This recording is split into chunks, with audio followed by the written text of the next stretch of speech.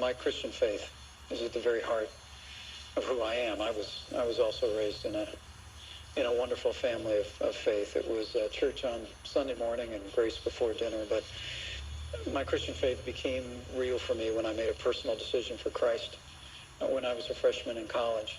And I've tried to live that out, however imperfectly, every day of my life since. And with my wife at my side, we followed a calling into public service where we've tried to keep faith with the values that we cherish.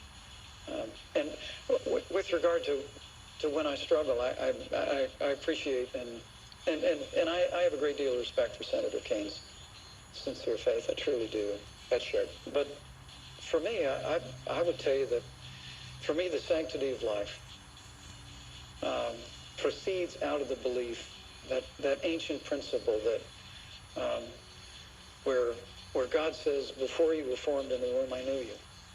And so for my first time in public life, I've sought to stand with great compassion for the sanctity of life. The state of Indiana has also sought to make sure that we expand alternatives in healthcare counseling for women, non-abortion alternatives. I'm also very pleased with the fact we're well on our way in Indiana to becoming the most pro-adoption state in America. I think if you're going to be pro-life, you should be pro-adoption.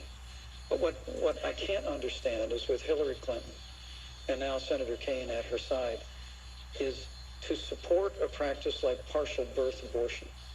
I mean, to hold to the view, and I know Senator Kaine, you hold pro-life views personally, but the very idea that a child that is almost born into the world could still have their life taken from them is just anathema to me.